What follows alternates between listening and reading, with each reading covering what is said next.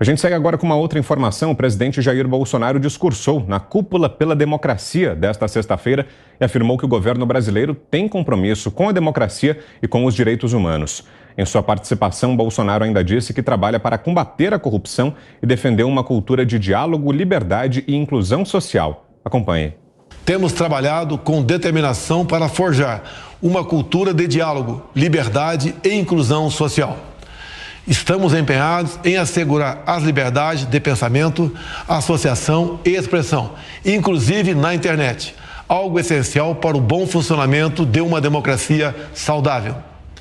Valorizamos o direito de todos de expressarem suas opiniões e de serem ouvidos. Nos últimos anos, trabalhamos com afinco na promoção e proteção dos direitos humanos no Brasil. Reafirmo nossa determinação de proteger e respeitar os direitos humanos e as liberdades fundamentais de todos os brasileiros, independentemente da origem, raça, sexo, cor, idade, religião, sem qualquer forma de discriminação. A proteção dos direitos humanos é valor inerente ao governo brasileiro e orientador de todas as nossas políticas públicas e programas sociais. Ele disse que, abre aspas, essa é uma oportunidade para renovar, no mais alto nível, nosso compromisso comum com a defesa da democracia, o combate à corrupção e a proteção dos direitos humanos e das liberdades fundamentais, fecha aspas. A cúpula organizada pelo presidente dos Estados Unidos, Joe Biden, reúne líderes de 100 países de forma virtual e começou nesta quinta-feira. E aí, Zé, o que achou dessa aparição e do discurso feito pelo presidente Jair Bolsonaro, Zé? Olha, a ministra Damares, Vitor, está em Dubai e o presidente Jair Bolsonaro tem muito despachado ministros para fora do país, exatamente para desfazer um grande trabalho contra o nosso país e feito por brasileiros. Venderam a ideia de que nós, aqui no Brasil, estamos sendo governados por militares. Não é verdade. O presidente Jair Bolsonaro foi eleito pelo voto direto e existem militares no governo, mas são civis, eles são da reserva. E o presidente foi eleito exatamente para gerir, para fazer a gestão. Não estamos colocando fogo na região amazônica e por aqui não se priva da liberdade. Pelo contrário, temos um presidente que fala em direito à liberdade acima de tudo, até da própria vida, segundo disse o próprio presidente. É bom mesmo que ele participe de fóruns internacionais assim e desfaça um pouco, é impossível desfazer tudo de uma vez, né? Só o tempo, o que plantaram contra o próprio país, porque são brasileiros que defendem essas ideias malucas e que acabam atrapalhando o país no exterior. Está certo, o presidente falou de uma maneira convincente sobre a nossa situação aqui.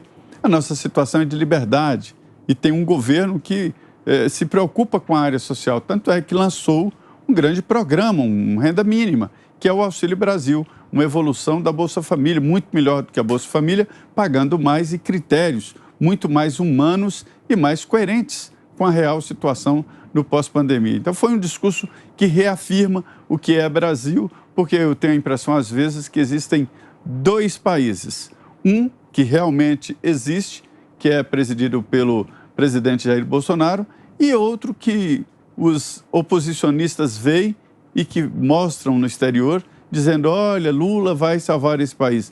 Que salvar o quê? Nós não precisamos de salvação. Nós estamos num ritmo de suor e trabalho contra a pandemia. E você, Fiuza, o que achou? Eu acho que essa cúpula tem um vício de origem, né? Porque o organizador dela foi eleito numa eleição imunda e absolutamente repleta de métodos antidemocráticos a favor dele, né? A velha imprensa, as plataformas de rede social e as milícias checadoras simplesmente censuravam absolutamente tudo o que os defensores, os simpatizantes, enfim, do seu oponente procuravam postar, traziam, né, aquela mentirada do Obama falando que o Trump tinha matado, era responsável pela morte das vítimas todas de Covid, e isso não era absolutamente objeto de supressão, essas coisas que eles fazem, né? Remoção, bloqueio, supressão de contas, mas a campanha do Biden foi imunda e repleta desse tipo de ação antidemocrática, né?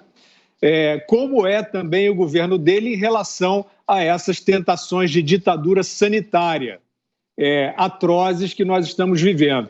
E o presidente brasileiro, que eu tenho lugar de fala, porque eu não sabia o que seria o fenômeno Bolsonaro, achava que tinha, sim, um risco de tentações autoritárias, ali, por uma parte da retórica dele, mas não foi o que aconteceu. O que aconteceu no governo dele é uma defesa sempre da liberdade, e aqui no Brasil acontece exatamente o mesmo, né? Quer dizer, você tem milícias checadoras, plataformas de rede social, velha imprensa, Supremo Tribunal Federal, todos tentando abafar a livre circulação de ideias, o livre debate, para tentar dinamitar um governo, né? Então, esse é o vício de origem, né? A gente quer muito lutar pela democracia, mas esse negócio de lutar pela democracia como lobo em pele de cordeiro, todo mundo já reparou o que é.